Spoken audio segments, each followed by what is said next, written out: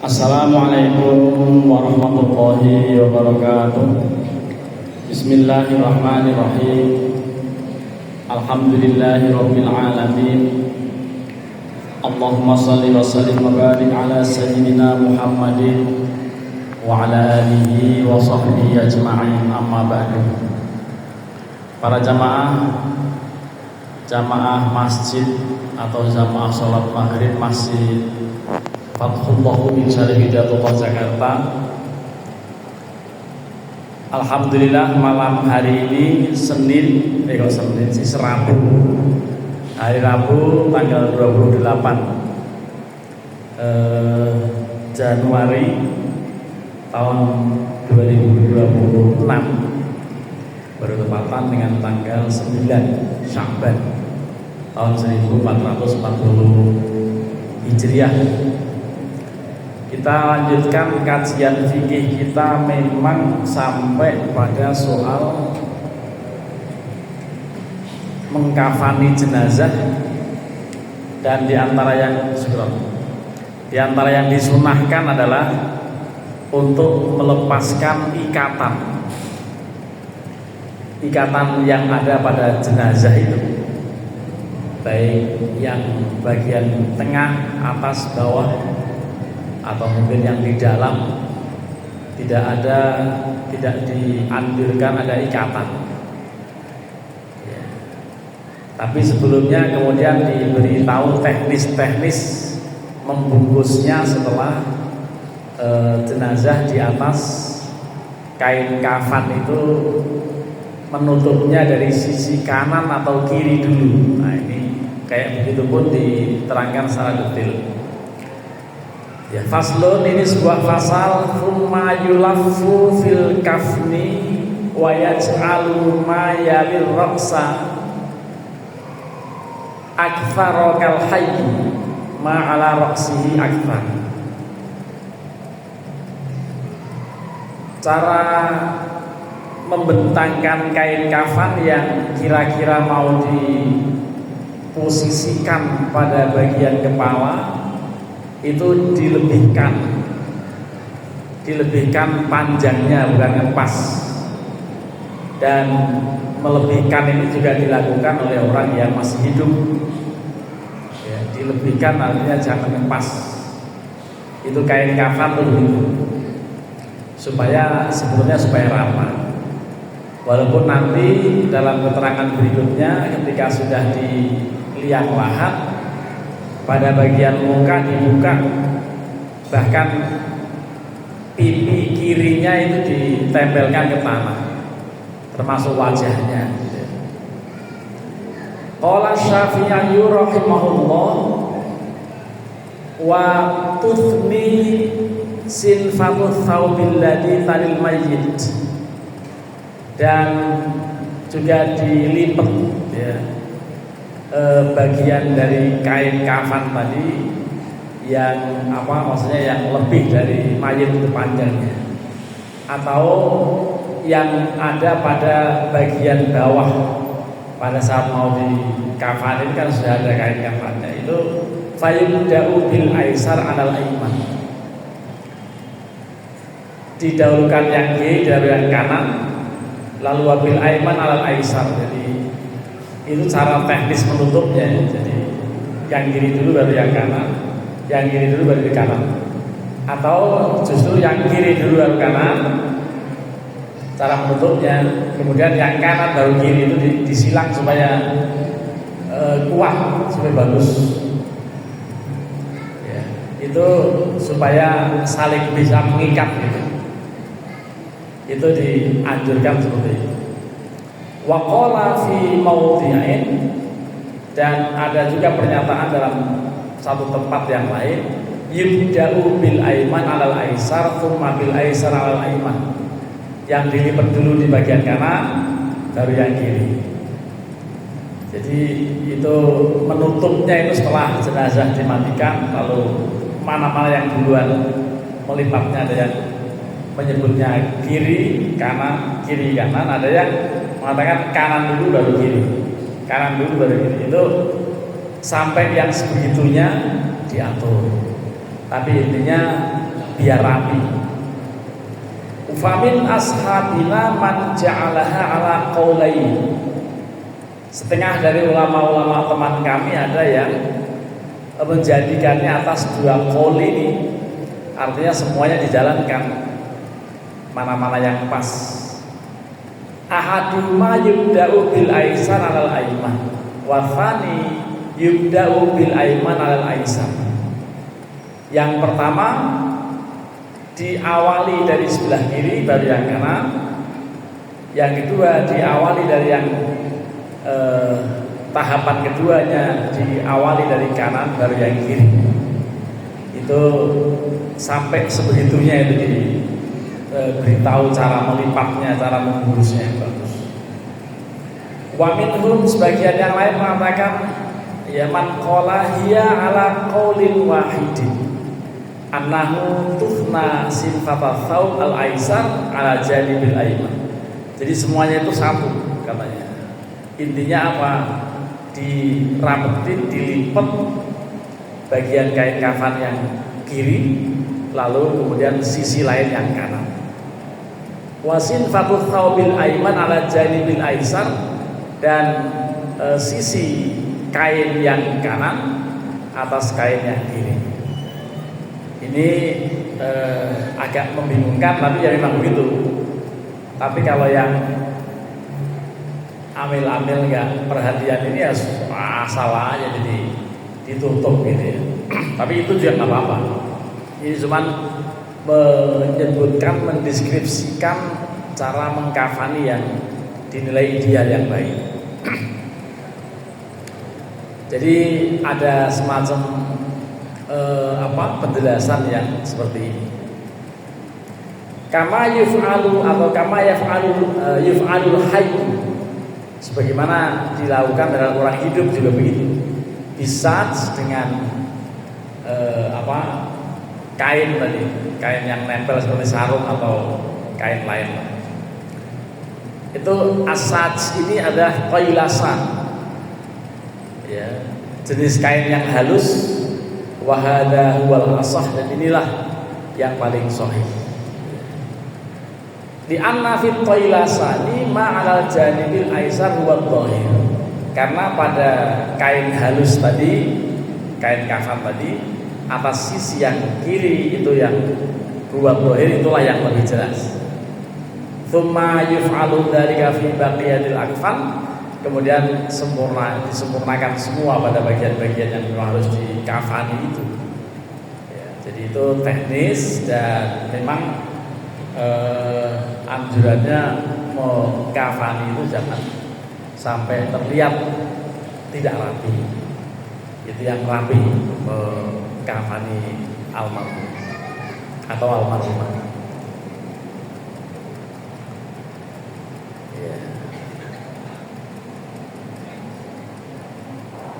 Li'anna fi qailasani ma'al janibil aisar huwa dhahir. Karena kain halus tadi atas sisi yang kanan, dan itulah yang dhahir. Ya, memang begitu dalam teknis mengkafani. Tsumma yuf'alu dzalika fi baqiyatil akfan, lalu disempurnakan dari setiap bagian-bagian kafan itu sempurna menjalankannya. Wa ma yaqdulu min indir ra'si atau min indar ra'si yithanni ala wajhihi, yang lebih panjang ya, persediaannya kan kain kafan lebih panjang di kepala itu, nanti kemudian dilipat pada bagian kepala juga dilipat.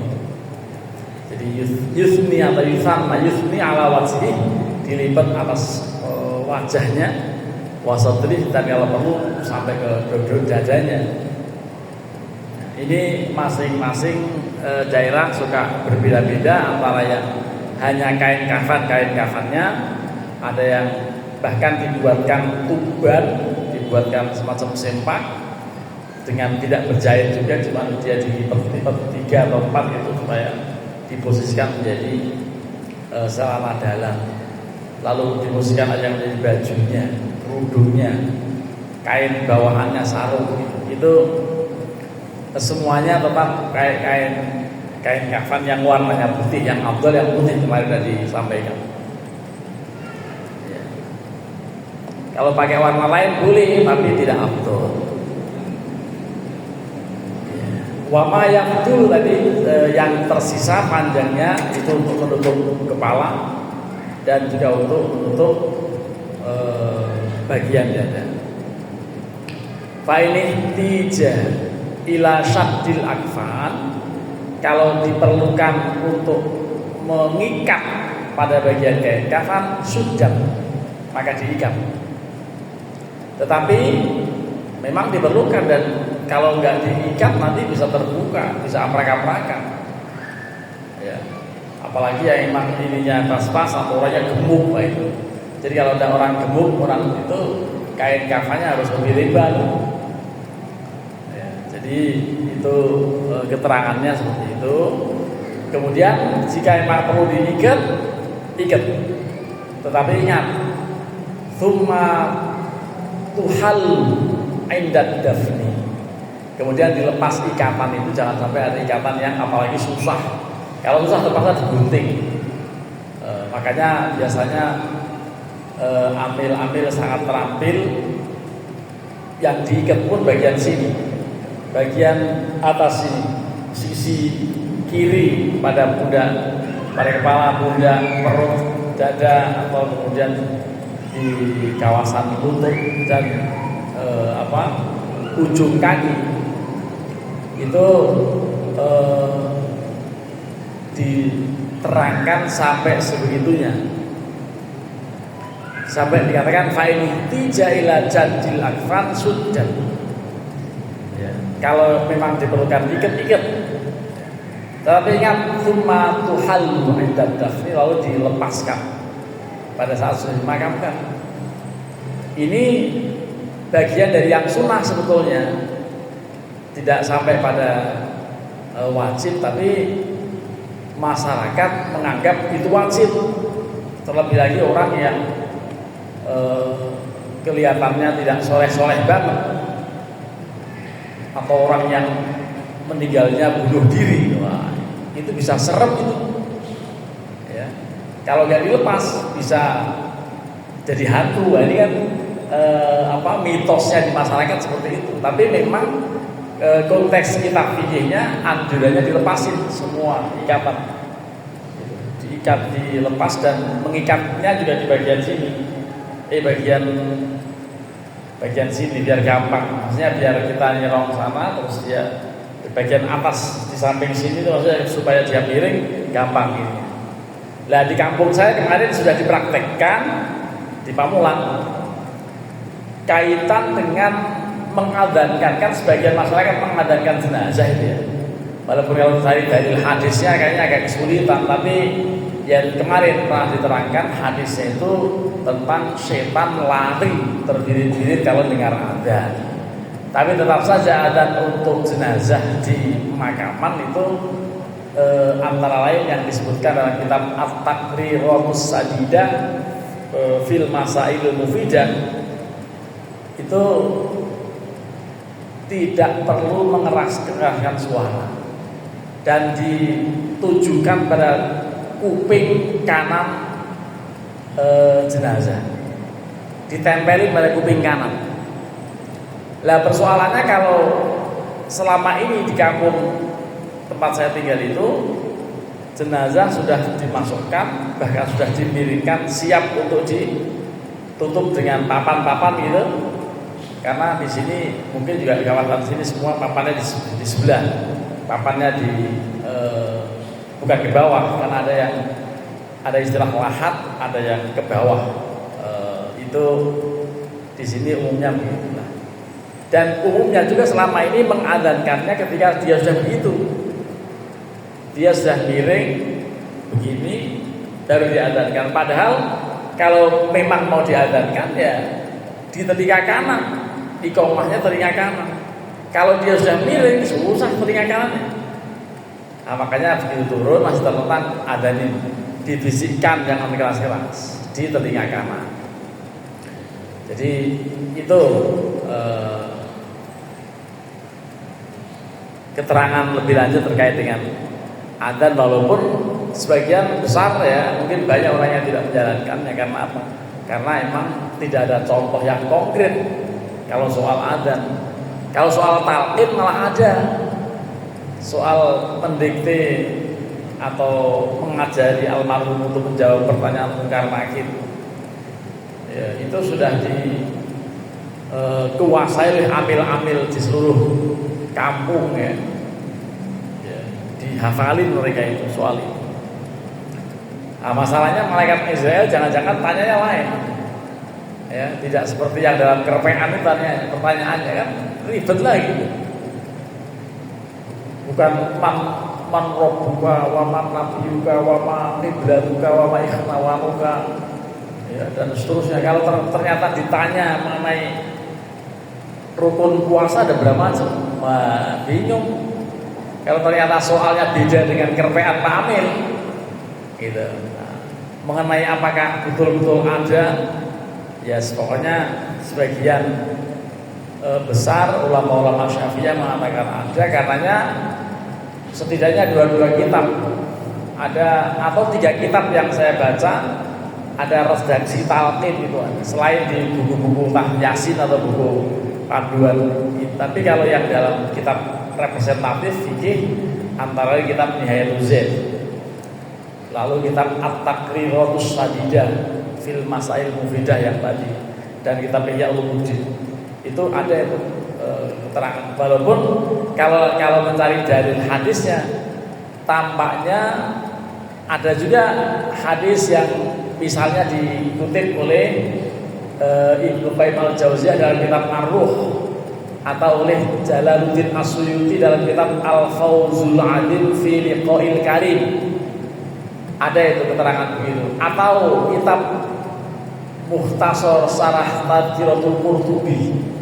Nah, Syarah Tadhkiratul Qurtubi itu semua termasuk kitab Al-Fawzul Adil fi Liqa'il Karim Imam Jalaluddin As-Suyuti itu lengkap soal-soal seperti itu.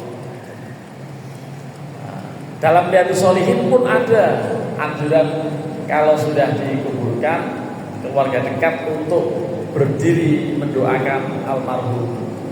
Jadi jangan langsung pada pulang lalu ditaruh sesuatu yang masih basah di kalau sekarang nyekar gitu. Pakai sekar itu di bunga, tabur bunga itu ada ininya, ada contohnya dari Rasulullah.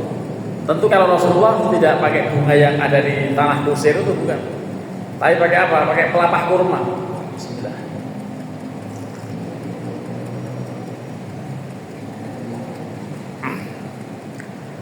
Sambil berdoa, Allahumma khaffif adzabahuma malam jaibasa. Ya Allah, ringankan azab kedua orang ini selama dua pelepah kurma ini masih basah. Pelepah kurma dibelah dua, ditaruh di 2 makam. Itu dalil mengenai tabur bunga setelah pemakaman. Ada di zaman Rasulullah seperti itu.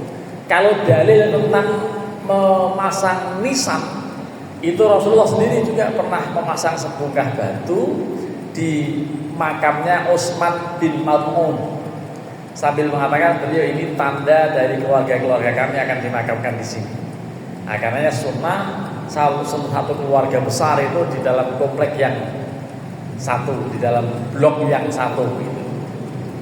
Ya, ini orang-orang yang sudah di atas 60 tahun biasanya persiapan mencari lokasi yang paling indah, lokasi yang paling nyaman, yang katanya online ke surga ya Sandiaga Hill yang ada di Kerawang mana, mahal itu, ya. Dan banyak makam-makam yang indah karena ada restorannya, ada begitulah. Ya, jadi sebagai tempat wisata kuburan. Ya. Nah, jadi begitu. Sebagian sudah siap-siap dan bahkan minta wasiat, nanti kalau saya mati tolong kuburkan di sini, ditumbuk sama bapak saya, itu bisa itu. Ya. Baik, jadi itu malah kalau dalam kitab tadi At-Taqriratus Sadidah sampai detail itu tidak boleh menumpuk 2 mayat yang lain jenis padahal bukan suami istri. Ya, walaupun udah mayat, Kalau dengan ibu kandung boleh, dengan bapak kandung boleh, sekalipun lain jenis. Tapi kalau bapak kandungnya, ibu kandungnya nggak apa-apa. Suami istri boleh, karena waktu di dunia juga ada boleh kan. Di alam barzah boleh lagi gitu. Menumpuk dua jenazah. Bahkan kalau misalnya mau dimakamkan dalam satu lubang sekaligus boleh, karena ada contohnya di zaman Rasulullah pasca perang Uhud. Nanti ada hadis tentang itu. Ya, itu satu lubang bisa 2-3 orang ditanam di situ. Karena apa? Karena udah letih, mereka sakit, tapi harus menguburkan teman-temannya yang meninggal. Sahabat-sahabat syuhada Uhud itu begitu luar biasa itu.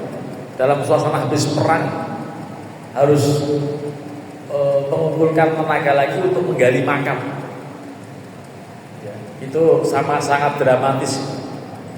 Sampai ketika mau dimasukkan, Rasulullah bertanya, mana ini di antara dua ini yang lebih dulu hijrahnya? Oh, bareng Rasulullah, ini dua-duanya bareng hijrahnya bareng. Mana di antara duanya yang hafal Quran? Oh, yang ini ya, masukin dulu. Jadi yang dinilai soleh masukin dulu. Gitu. Itu sampai kayak begitu tuh. Lah ada seorang sahabat yang karena emang dikafani dengan kain yang dipakai itu. Lah kainnya pendek, mau ditutup bagian kepala, kakinya terbuka, mau ditutup pada bagian kaki, kepalanya terbuka. Lalu Nabi mengatakan tutup bagian kepala, lalu yang kaki kasih rumput-rumput saja, coba. Ya, di kain kafan hanya disambung dengan rumput-rumput kering. Tapi itu ahli surga semua ya. Wah, kalau kita kain kafannya mahal gitu ya, belum tentu masuk surga. Nah, jadi ini ya perlu direnungi mengenai syuhada Uhud, cara memakamkannya, bahkan cara mengkafaninya. Para jamaah, kita lanjutkan terkait dengan soal mengkafani dan termasuk menali atau mengikat ya. Mengikat. Tapi saya mendengar seorang pengacara kondang bicara di Radio Elsinta dan diulang-ulang tuh. Katanya mengikat, bahasa sananya menyeikat. Nah, menyeikat itu saya nggak tahu tuh. Ya, menyeikat persaudaraan. Menyeikat itu bahasa apa gitu ya. Tapi itu diulang-ulang di Radio Elsinta kalimat itu. Ya. Wa ma yabdulu min indir ra'si yuthanni ala wajhihi. Yang lebih agak panjang dari kepalanya itu kemudian dilipat untuk menutup bagian wajah. Bahkan kalau panjang lagi menutup bagian dadanya. Ya, jadi itu begitu. Fa in ihtija ila syaddil akfan tadi sudah dibaca ternyata kalau mau diikat, tetapi summa tuhallu 'inda dafni, lalu ikatannya itu dicopot pada saat mau dikubur, mau dipendem, mau dimakamkan, mau ditanam. Apa alasannya? Di annahu yukrahu ayyakuna ma'ahu fil qabri syai'un maqudun. Itu aja. Karena makruh hukumnya kalau sampai ada sesuatu tali tertentu di dalam jenazah atau makam atau kafan jenazah itu yang masih terikat. Jadi dilepasin semua. Saking takutnya belum terlepas, itu begitu dilepas, copot panjang itu, lalu ditaruh di ujung, dijadiin satu, dihitung sudah berapa, ikatan berapa yang dilepas berapa, jangan terlewat. Itu sampai kayak begitu dalam hal melepas ikatan, melepas ikatan jenazah itu. Fa'il lam yakun lahu illa thawbun qasirun la ya'ummul badana ghattar sahu atau huttarok suhu watarokan rijlu ya, atau waturikan rijlu. Jadi kalau kain kafannya pas-pasan seperti yang diceritakan dalam perang Uhud itu, pas-pasannya kain yang dikenakan itu tidak bisa menutup seluruh badan, maka ghatta ra'suhu, bagian kepalanya yang diikat, yang ditutup. Waturika arrijlu, dan tinggalkan tuh kakinya, biarin aja nggak apa-apa. Ya, jadi memang itu ada contoh di zaman Rasulullah seperti itu. Ini hadisnya 5 rawat, sebagaimana diriwayatkan, atau 5 ruwiyah sebagaimana diriwayatkan, anna Mus'ab bin Umair, sesungguhnya seorang sahabat namanya Mus'ab bin Umair. Ya. Ini seorang sahabat yang gugur di perang Uhud, namanya Mus'ab bin Umair. Qutila yauma Uhudin, yang wafat, terbunuh dalam perang Uhud. Walam yakun lahu illa namiratun, dan dia tidak mengenakan kecuali sehelai kain atau sarung gitu ya yang dia kenakan. Fakana idza ghutta biha ra'suhu badat rijlahu, maka betul-betul terjadi, ini seorang sahabat, seorang pahlawan perang Uhud, antara lain bernama Mus'ab bin Umair. Mus'ab bin Umair ini akhirnya karena kain yang dikenakan itu pas-pasan, maka ketika ditutup bagian kepala, kakinya terbuka, lalu ditarik ke bawah untuk menutup kaki, kepala terbuka, gitu. Jadi dalam kalimat hadis ini dikatakan idza ghutta biha ra'suh badat rijlahu wa in ghatta biha rijlahu bada ra'suh. Kalau ditutup bagian kepala, kaki bagian bawah terlihat. Kalau ditutup pada bagian kaki, kepalanya terlihat. Lalu Nabi dalam kondisi seperti itu ya bersabda, ghattu biha ra'sah waj'alu ala rijlaihi syai'an minal ibkhir. Udah, kalian tutup saja kepalanya dan carilah rumput-rumput kering di sekeliling makam ini untuk menutup bagian dari kaki. Nah, jadi ini hadis ini terkenal, populer ya, mengenai kain kafan yang cupek atau hampir nyaris kurang gitu ya. Kalau di kita tampaknya nggak ada begitulah. Zaman kayak gini kain ada di mana-mana dan tampaknya tidak sampai terjadi yang seperti itu. Tapi di zaman Rasulullah terjadi seperti itu, akhirnya sampai hari ini peristiwanya kita mengerti tentang seorang ulama, seorang pahlawan besar itu dikafaninya disambung dengan rumput-rumput kering. Wah, luar biasa. Para jamaah, kita lanjutkan. Ini tumben nih ngaji di sini nggak ada suara ini. Biasanya suka ada suara berisik.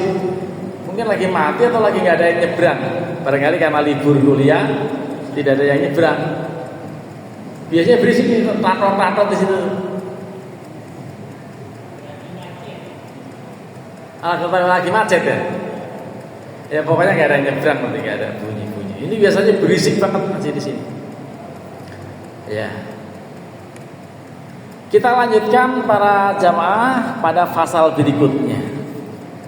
Faslun wa amal mar'atu fa innaha tukfanu bi khamsati athwabin.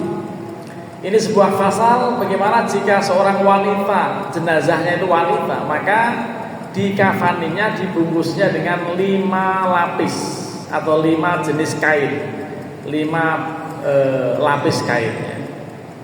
Izarun wa khimarun wa thalathatu athwabin, yang berfungsi sebagai sarung, kerudung, dan 3 helai yang lain. Itu kalau wanita, artinya lebih banyak wanita dan kemungkinan besarnya juga masih bisa saja terbuka gitu ya, karena harus rapat. Jadi banyakan wanita. Sampai 5 tadi dikatakan khamsati aqwabin, ada 5 jenis bagian-bagian dari kain tadi. Wa hal yakunu ahadu salasati dir'an. Ini ada pertanyaan, apakah 5 lapis lalu 3 diantaranya itu dianjurkan berupa perisai atau baju besi? Jadi kalau kita misalnya melakukan ini agak aneh ya.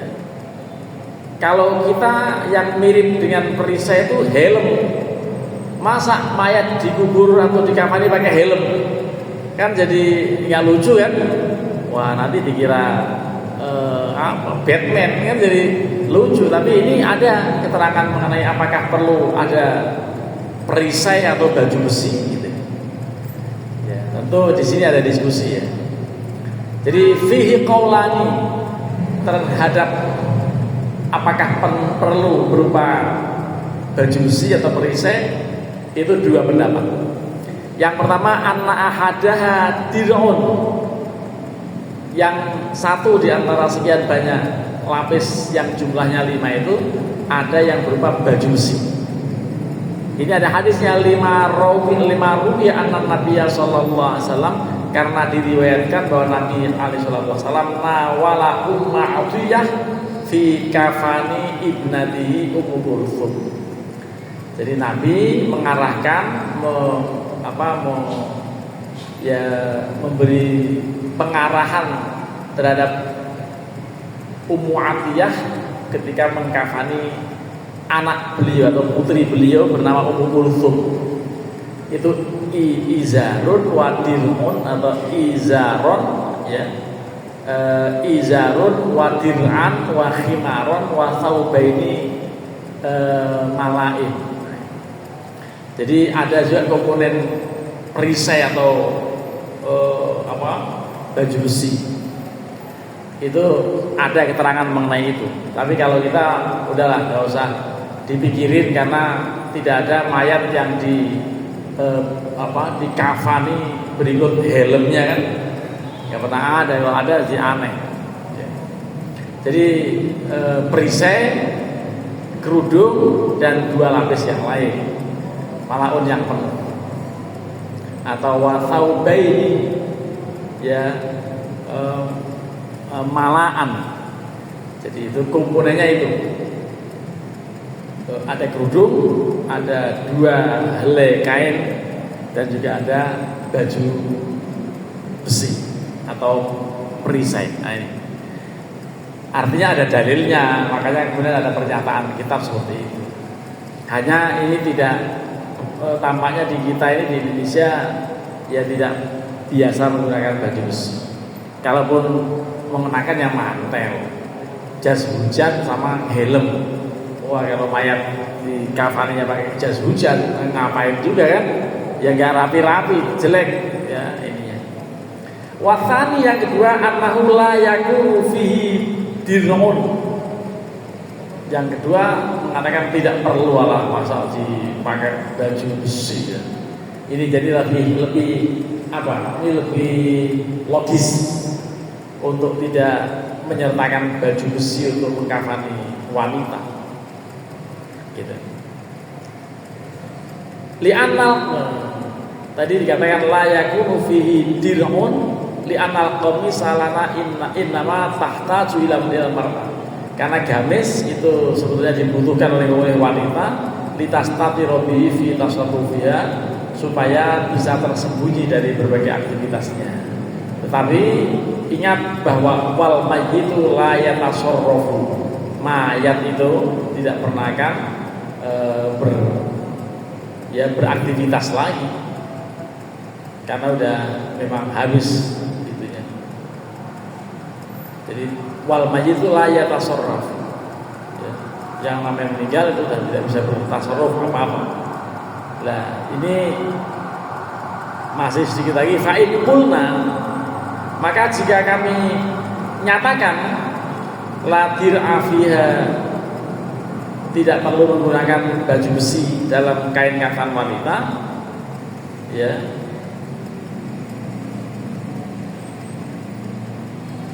Azartu, tidak perlu pakai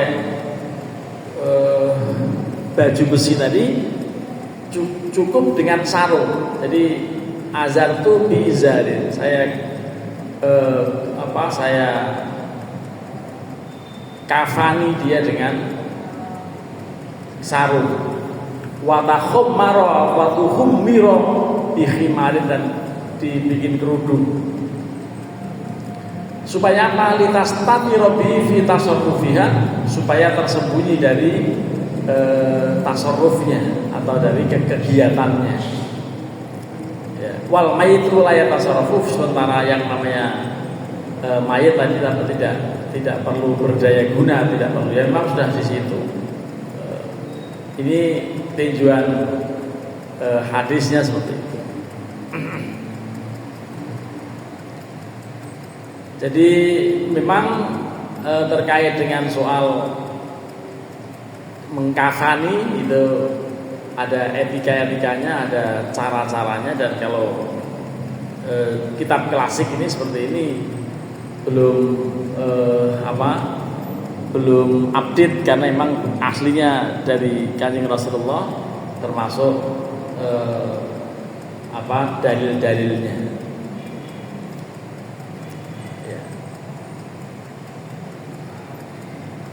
Jadi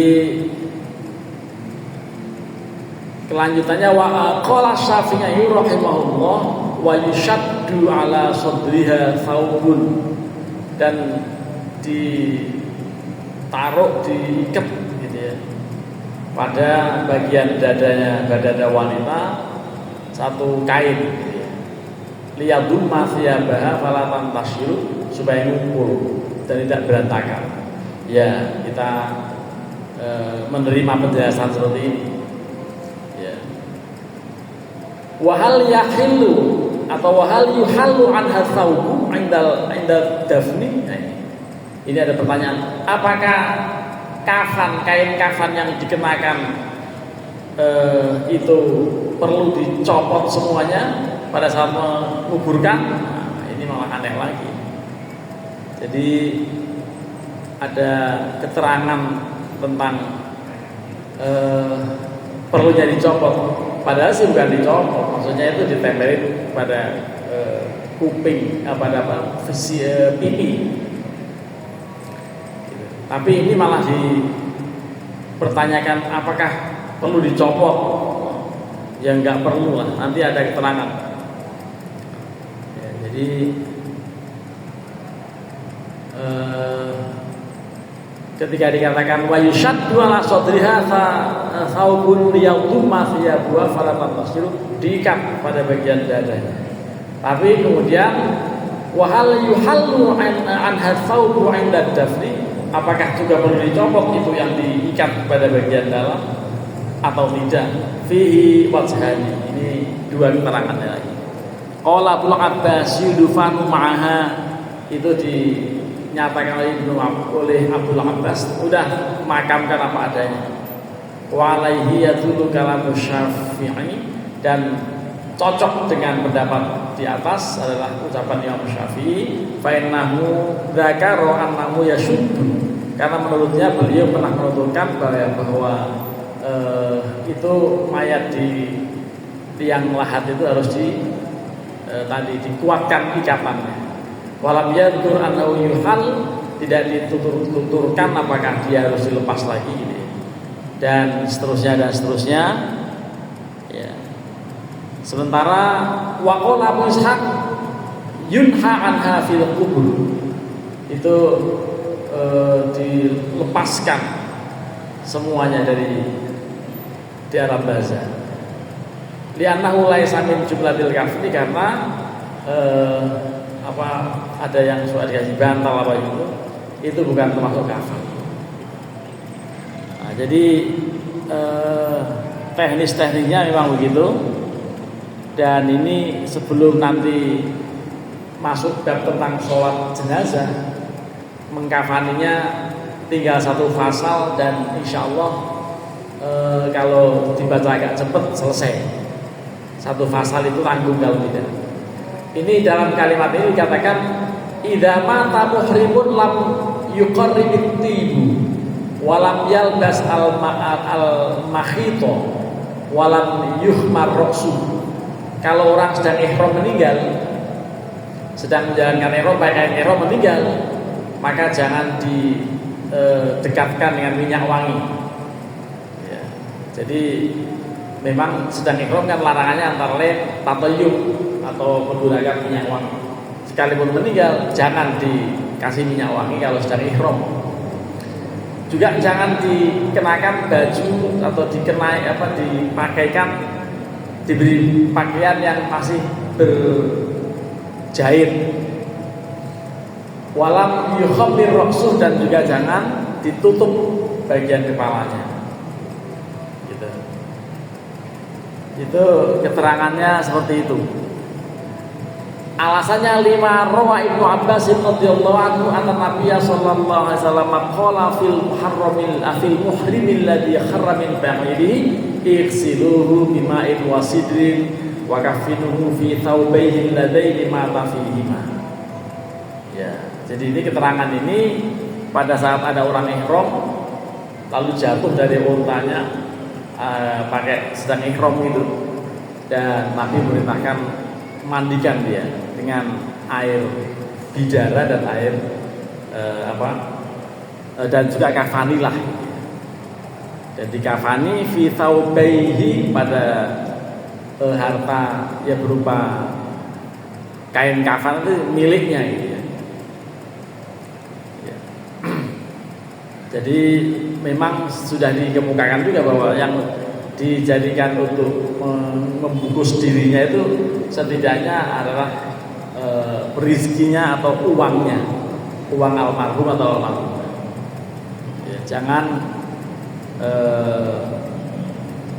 dari komponen lain gitu ya. Walaupun ada keterangan dulu Nabi pernah diminta surbannya oleh Abdullah dalam rangka untuk mengkafani bapaknya yang namanya Abdullah bin Ubay bin Salul. Nah itu pernah terjadi begitu, tapi umumnya ya sudah. Paling-paling kita bisa menggunakan kain ihram juga. Gitu. Jadi tadi disebutkan hadisnya itu irsilu bima'in wasidrin, mandi dia dengan air dan daun bidara. Wa kafinuhu fi thawbain, dan dikafani dibungkus pada dua kain yang dikenakan alladaini mata fihima, yang dipergunakan untuk meninggal, yang dikenakan dalam peperangan itu. Artinya tetap nggak usah repot pakai yang ada itu. Gitu. Jadi itu keterangannya.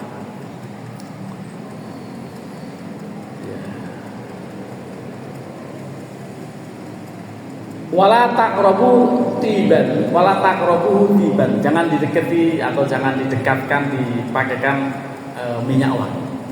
Kenapa? Fa innahu yub'atsu yaumal qiyamati mulabbiyan, karena nanti dia akan dibangkitkan oleh Allah.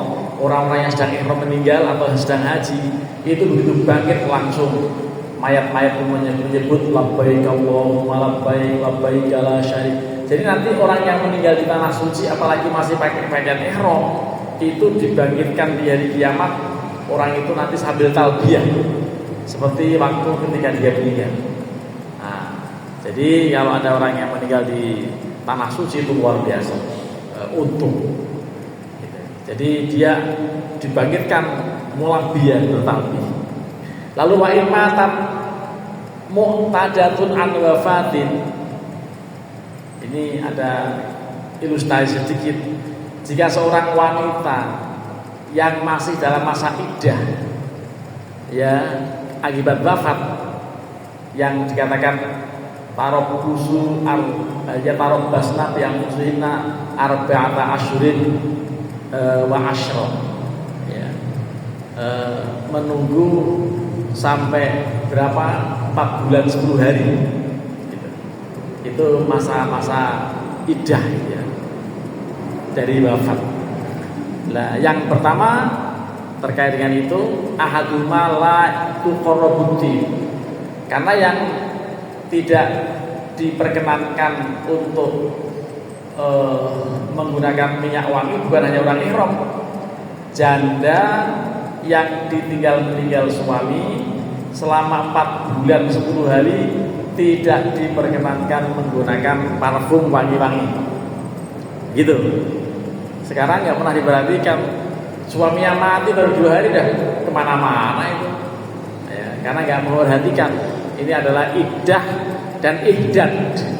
Ihdad itu tarkuz zina, meninggalkan berdandan. Nah ini kadang orang nggak peduli dengan ini gitu. Nah, sampai yang begitu pun itu dibahas apakah orang yang masih iddah dan perlu ihdad atau tidak ya. Yang pertama la tuqarrabud dibu, tidak boleh diwangi-wangi yang meninggalnya dalam ihdad ya, dalam suasana berkabung gitu. Itu kalau meninggal tidak perlu diwangi-wangiin ya.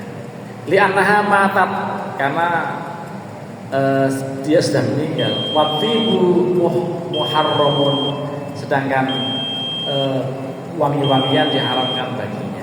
Jadi sampai kayak begitu pembahasannya, dan insya Allah minggu depan kita akan masuk pada sholat mayit. Tetapi nanti kemungkinan juga membahas tentang persiapan puasa dulu. Kita lihat lebih lanjut nanti. Terima kasih. Mari kita akhiri dengan sama-sama membaca kafaratul majlis. Subhanakallahumma wa bihamdika asyhadu an la ilaha illa anta astaghfiruka wa atubu ilaik. Terima kasih. Wallahu muwaffiq ila aqwamit thoriq. Assalamualaikum warahmatullahi wabarakatuh.